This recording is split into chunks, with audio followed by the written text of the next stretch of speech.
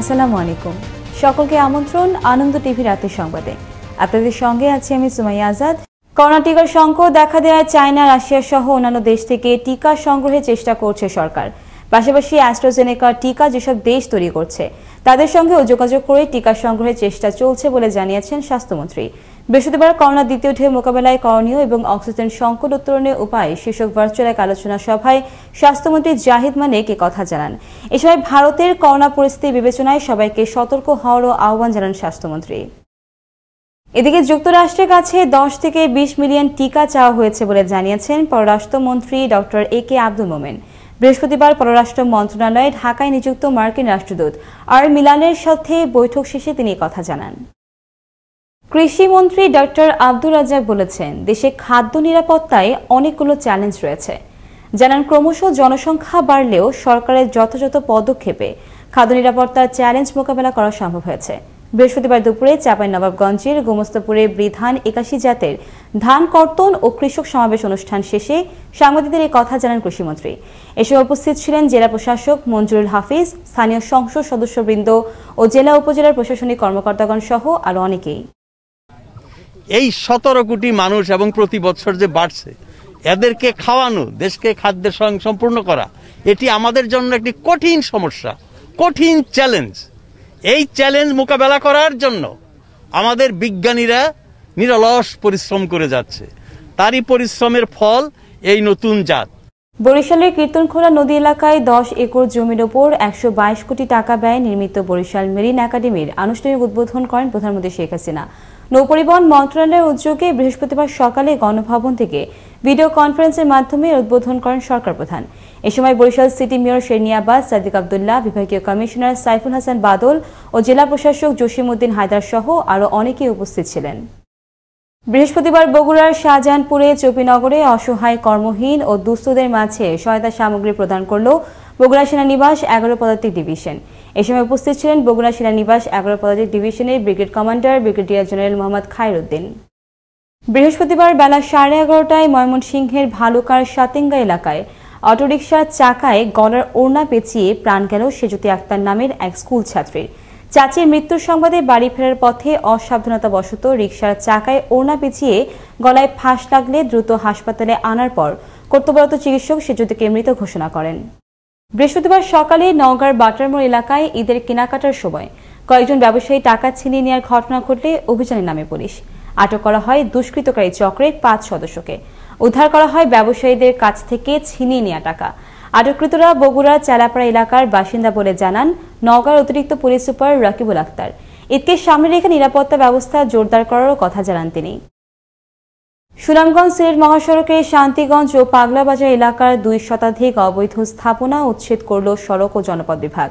বুধবার বেলা 11টা থেকে বিকেল 3:30টা পর্যন্ত চলা টানা এই অভিযানে নেতৃত্ব দেন দক্ষিণ সুনামগঞ্জ উপজেলা নির্বাহী কর্মকর্তা ও নির্বাহী ম্যাজিস্ট্রেট জেবুন নাহার শাম্মী।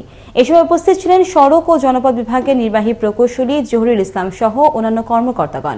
ভবিষ্যতেও এ ধরনের অভিযান অব্যাহত থাকবে বলে জানান সওজ কর্তৃপক্ষ।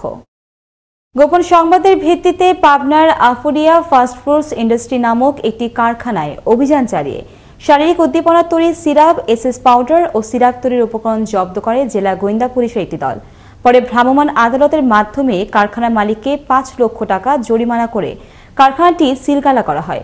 ভবিষ্যতেও এ ধরনের অভিযান অব্যাহত থাকবে বলে জানান জেলা পুলিশ সুপার মহিবুল ইসলাম খান।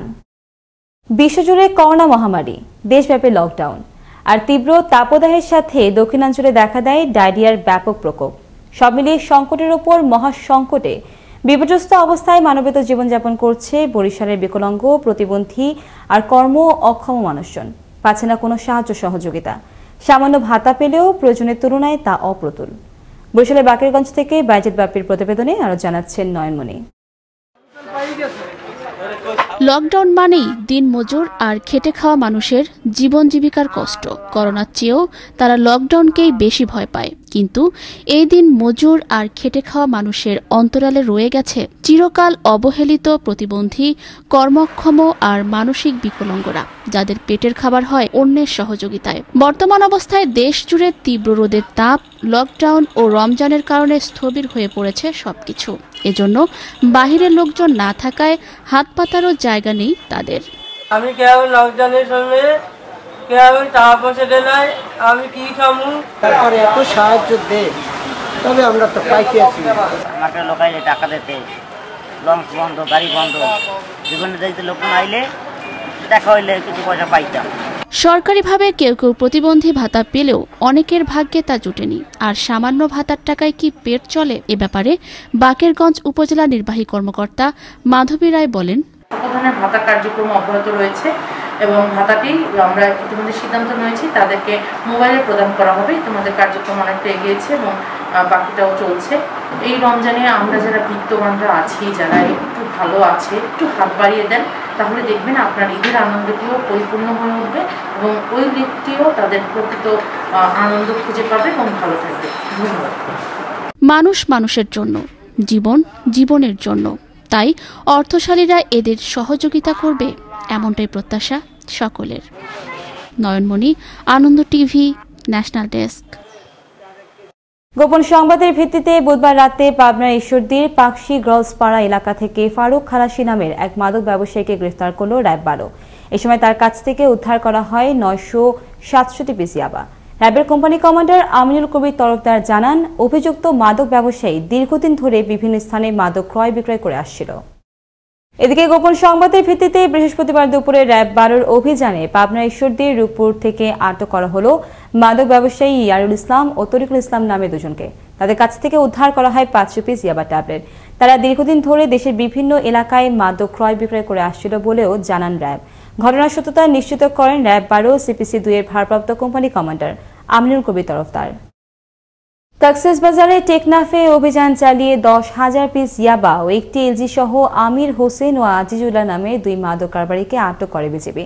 বুধবার রাতে টেকনাফ ওয়াইক্যাং ইউনিয়নের উঞ্চিপ্রাং লম্বাবিল এলাকা থেকে এসব ইয়াবা ও অস্ত্রসহ তাদের আটক করা হয়। ঘটনার সত্যতা নিশ্চিত করেন টেকনাফ 2 বিজিবির অধিনায়ক lieutenant colonel Faisal Hasan Khan. আটককৃতদের Teknaf model থানায় হস্তান্তর করা হয়েছে বলে জানান বিজিবি। বৃহস্পতিবার দুপুরে টাঙ্গাইলের কালীহাতের এলেঙ্গা বাসস্ট্যান্ড এলাকা থেকে 2 কেজি গাঁজা সহ আব্দুল জলিল ও নাজির হোসেন নামের 2 মাদক ব্যবসায়ীকে গ্রেফতার করল র্যাব 12। অভিযুক্তরা জেলার কালীহাতি থানা সহ বিভিন্ন স্থানে অবৈধভাবে গাঁজা সরবরাহ করে বিক্রয় করে আসছিল বলে জানান র্যাব 12 সিপিসি 3-এর ভারপ্রাপ্ত কোম্পানি কমান্ডার সহকারী police super Ershadur Rahman. DB police পরিচয়ে মোটরসাইকেল আটকে চালককে জিম্মি করে মোটরসাইকেল সহ নগদ অর্থ ও মোবাইল ছিনিয়ে নিত ছিনতাইকারী একটি চক্র।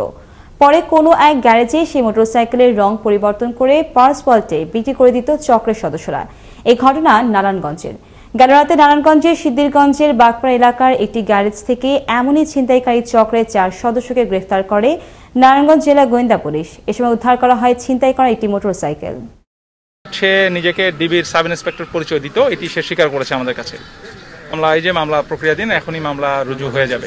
এই ছিল এখনকার মতো। আনন্দ টিভির সর্বশেষ সংবাদ এবং বিনোদন সবার আগে দেখতে ভিজিট করুন www.facebook.com/anandotv এই পেজে। ধন্যবাদ সকলকে, শুভরাত্রি।